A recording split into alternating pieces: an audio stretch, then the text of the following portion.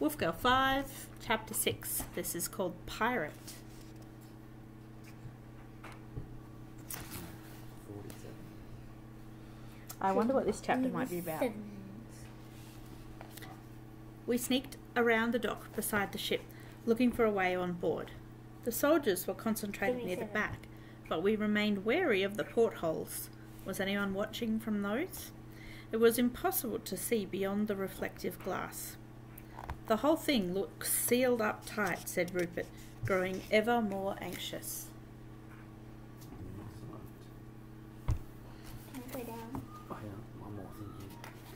I heard a yapping that seemed to come from where we had left the dogs. I shared a worried glance with Rupert, and we quickly retraced our steps. We found the dogs still waiting quietly and hiding. The yapping was coming from somewhere else. Good job. I looked up.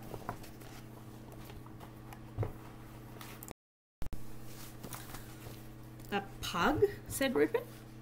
Listen to that yapping, snuffled Sunrise. In amusement, what is he trying to scare away? A sparrow? A hamster? His face is squashed like he ran into a wall, said Brutus. What a silly little dog, said Tiny. I wasn't impressed with my pack. Stop that, I hissed. Would you like it if someone treated you that way? A soldier appeared at the rail beside the pug. Shut it, you dumb mutt, he growled. He flipped open a latch on the cage door and stuck a hand inside, batting at the pug, who shrank into a corner to avoid the blows. What a thug, I thought.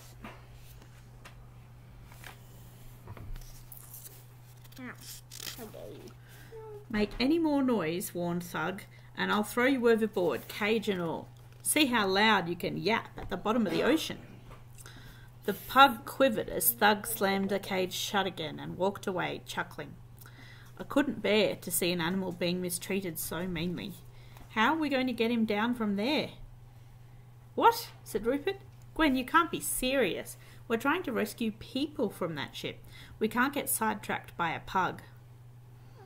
I hadn't really meant to speak out loud, but now that I had, I felt all the more determined. Rupert took another look at me and sighed. What do you want to do? He said. I turned to survey the scene.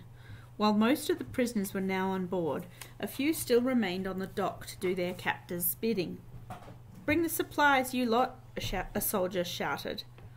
The prisoners unloaded crates from the trucks until there was quite a stack of them piled up. Once that was done, they paired up to carry the heavy crates into the cargo hold.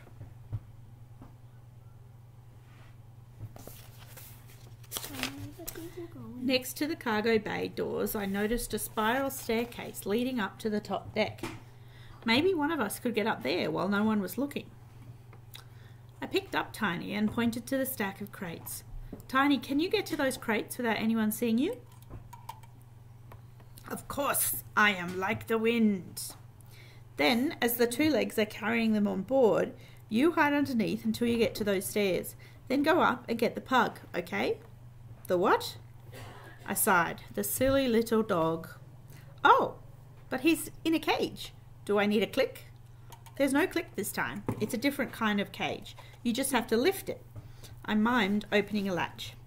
Put me down, said Tiny. It's as good as done. Tiny crept to the edge of our hiding spot and hunkered down, ready to make a dash for it. The moment everyone's back was turned, he sprang from the shadows. It's funny how Tiny's at the back. Tiny made it to the stack, then waited behind it until two of the captives returned. As they lifted another crate off the top, he darted around the stack, between their legs and underneath. They better not drop that thing, muttered Rupert. What is Tiny doing below and I'm not holding on? Brutus whimpered. As the prisoners carried the crate towards the cargo bay, Tiny padded along with them.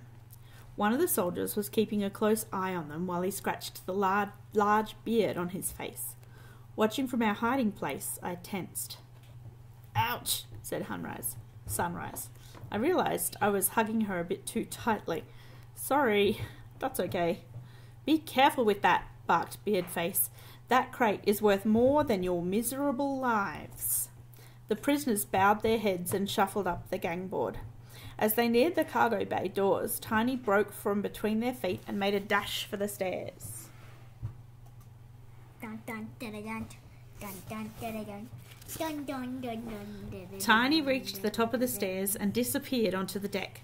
All our eyes turned to the pug in his cage. I hoped there were no more obstacles up there for Tiny to dodge. Several long minutes passed. Time and again, prisoners returned to the stack and took more crates to the cargo bay until there was only one left. "They're almost loaded," said Rupert. "Once they finish, they'll cast off." "Shh," I said, but I was worried.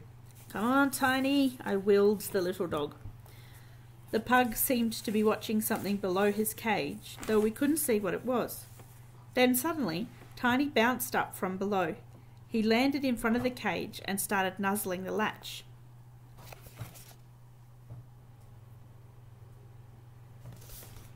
With the cage door open, the Chihuahua and the pug seemed to woof at each other, but we were too far away to make out what they were saying. Hesitantly, the pug stepped out of the cage. Then both dogs jumped down out of view. A few minutes later, they arrived at the top of the stairs. Below, the prisoners were almost finished lugging the last crate on board. "Put it over there," shouted Beardface, following them in through the cargo bay doors. "Now, doggies," I whispered. Tiny came bounding down the stairs with the pug right behind him. They reached the bottom and then hugged the wall beside the cargo bay doors. As they were about to run across the gangboard to the dock, I saw Beardface returning. He was about to run straight into the dogs.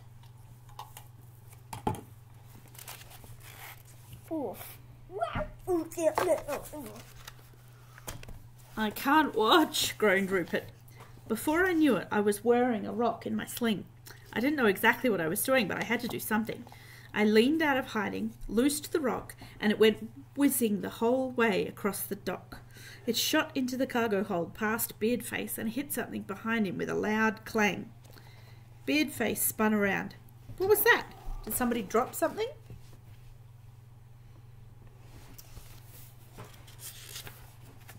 The two little dogs arrived back at my feet, panting hard. "See?" I said to Rupert. "Nothing to it." Rupert looked as if he was about to have a heart attack. The dogs were all sniffing at the pug. I went down on my knees among them. "Hi there, little fellow," I said. Ruff, ruff. Ruff, ruff. Do it. No. Not my ear. The pug seemed a bit intimidated by Sunrise and Brutus. "Don't worry about them," said Tiny. "They're not as bad as they look." "Hey," growled Brutus, "I'm just as bad as I look. Worse, even." Yeah, said Tiny. "Whatever you say." I reached out slowly so as not to startle the pug and coaxed his name tag from under his neck.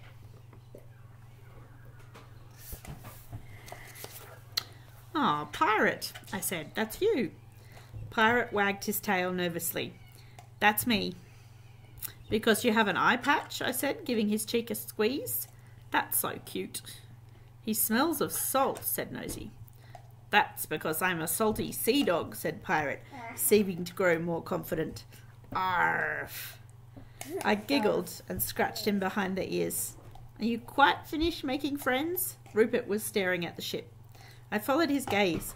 The crates were all loaded and the captives were pulling in the gangboard. "Close those doors," shouted Beardface. "We're casting off." The engines of the ship rumbled to life.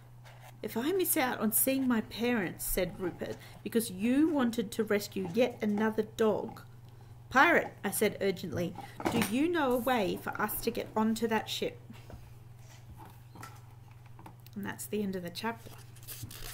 The next chapter is called All Aboard. I reckon you should read that chapter.